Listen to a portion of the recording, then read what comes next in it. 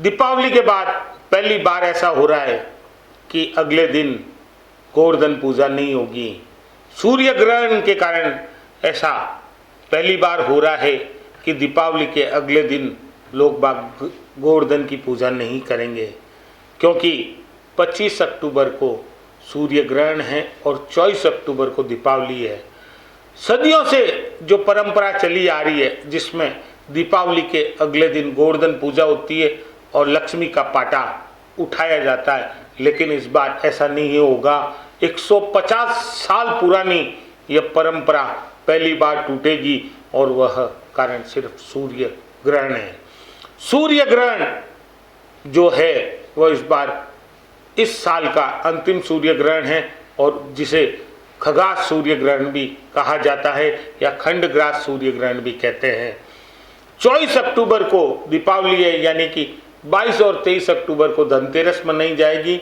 23 अक्टूबर को रूप चौदस यानी नरक चतुर्दशी, 24 अक्टूबर को दिवाली और 25 अक्टूबर को सूर्य ग्रहण होगा। सूर्य ग्रहण पूरे भूमंडल पर दोपहर 2:29 से आरंभ होगा और ग्रहण का मध्य 4:29 पर होगा और ग्रहण समाप्त शाम 6:32 पर होगा, यानी कि ग्रहण से ठीक 12 घंटे पहले यानी कि 25 को सुबह 4:15 पर सूतक काल आरंभ हो जाएगा।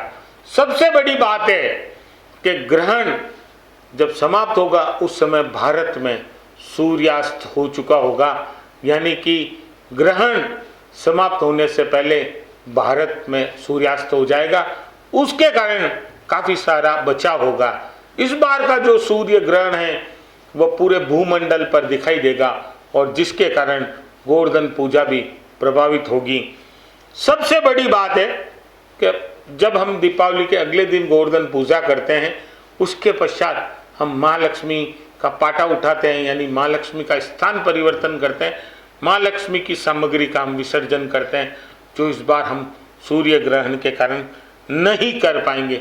और सबसे इम्पोर्टेंट बात यह है कि ग्रहण पूरे भूमंडल पर दोपहर 2:29 पर आरंभ होगा और जिसका मध्य काल दोपहर 4:29 पर होगा और ग्रहण समाप्त 6:32 पर होगा। इसका एक और सबसे बड़ा कारण है कि सूतक काल 25 तारीख को दिन भर प्रभावी रहने से हम गोवर्धन की पूजा नहीं कर पाएंगे, भगवान को अन्नकूट का भोग नहीं लगा पाएंगे, भगवान के लिए हम कुछ वस्तुएं नहीं बना पाएंगे।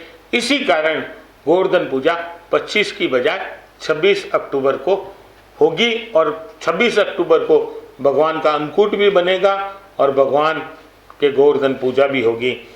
अब जो गोवर्धन पूजा का समय है वह आप सभी नोट कर लें, क्योंकि गोवर्धन पूजा एक निश्चित समय में होती है और वो जो है वो प्रतिपदा तिथि को होती है और प्रतिपदा तिथि का आरंभ 25 अक्टूबर को दोपहर 4:18 से आरंभ हो रही है प्रतिपदा तिथि और जिसका समापन 26 अक्टूबर को दोपहर 2:42 पर होगा, यानी कि गोवर्धन पूजा उदया तिथि के हिसाब से बुधवार 26 अक्टूबर को होगी।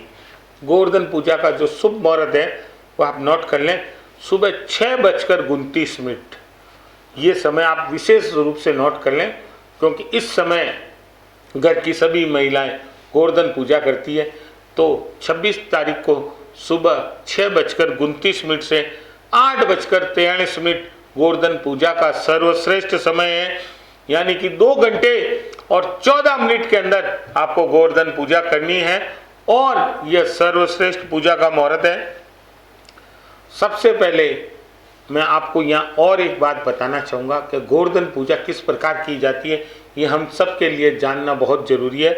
गोवर्धन पूजा के दिन गोबर से गोवर्धन देवता की प्रतिमा घर के मुख्य द्वार के पास बनाई जाती है और फिर उसके पश्चात उसे पुष्पों से सजाया जाता है। पूजन के दौरान देवता को दीपक, फूल, फल, दीप, प्रसाद अर्पित किया जाता है। दीपक और अगरबत्ती की जाती है और गोवर्धन देवता को हमेशा ध्यान रखें शयन की मुद्रा में बनाया जाता है उनकी नाभि के स्थान पर मिट्टी का दीपक रखा जाता है और पूजा के बाद 7 बार हमको उस प्रतिभा की परिक्रमा करनी होती है और परिक्रमा के पश्चात लोटे से जल को गिराते हुए उन्हें प्रणाम करना पड़ता है और परिक्रमा पूरी करनी पड़ती है। इस दिन भगवान विश्वकर्मा की पूजा का भी विधान है, तो आप इस बात का जरूर ध्यान रखें कि आपको विधिवत पूजा करनी है और पूजा के पश्चात घर में जो भी बड़े हैं, सास है, ससुर है, माता पिता है, पति है, जेठ जेठानी है, उन सबका आशीर्वाद लेना है और उनका आशीर्वाद ही आपके प्रगति का मार्ग प्रशस्त करना है।